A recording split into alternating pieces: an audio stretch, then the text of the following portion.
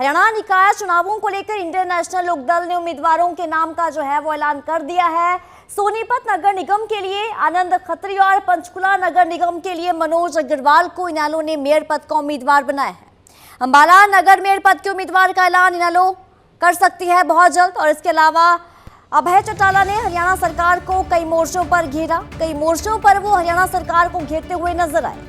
उन्होंने कहा कि गेहूं खरीद के दौरान पार्टी ने अपने कार्यकर्ताओं की मंडियों में ड्यूटी लगाई थी और सहायक केंद्र भी खोले थे ताकि किसानों को किसी भी तरीके की परेशानी का सामना ना करना पड़े। लेकिन सरकार की नीतियों के चलते किसानों को लगातार दिक्कतों का सामना करना पड़ रहा है। अभय चौटाला ने ये कहा कि सरकार पहले ही उनको चिताया गया था कि गेहूं खरीद में बायोमेट्रिक प्रक्रिया लागू ना की जाए, लेकिन इसके बावजूद इसे लागू किया गया। इस फैसले से किसानों को भारी परेशानी का सामना हुआ है और अब हालात ऐसे हैं कि गेहूं का उठान सही तरीके से नहीं हो रहा। देरी के चलते किसानों के खातों में भुगतान भी समय पर नहीं हो रहा है, जिसके चलते किसान काफी ज्यादा परेशान है और उनकी आर्थिक स्थिति भी लगातार प्रभावित हो रही है। हमने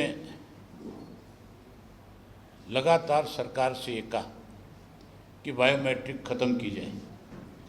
उस बायोमेट्रिक की वजह से किसानों के सामने बहुत बड़ी समस्या हुई है। जहाँ किसानों को बायोमेट्रिक की वजह से समस्या आई, वहीं आज मंडियों से गेहूं का उठान नहीं होने की वजह से किसान के खाते में पेमेंट नहीं आ रही। सरकार तो दावा करती थी कि 72 घंटे में हम आपको पैसा आपके खाते में डाल देंगे, लेकिन जो बायोमेट्रिक के साथ अपनी गेहूँ छोड़ा मंडी में तुलवाया है, आज भी किसान के खाते में 20-22 दिन हो गए, पैसा नहीं आ रहा। वहीं ये शर्त लगा दी गई नई ओर कि जब तक उसकी गेहूँ गोदाम में नहीं चली जाएगी तब तक हम इनकी पेमेंट नहीं करेंगे।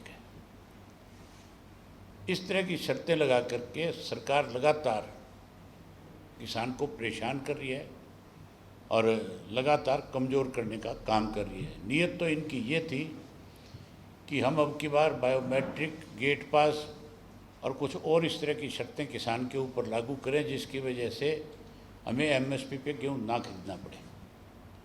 लेकिन हमने लगातार इस बात को लेकर के सरकार के ऊपर दबाव बना करके रखा और उसी वजह से इनको मजबूर होकर के मंडियाँ चालू रखनी पड़ी और आढ़तियों के लाइसेंस भी रिन्यू करने पड़े।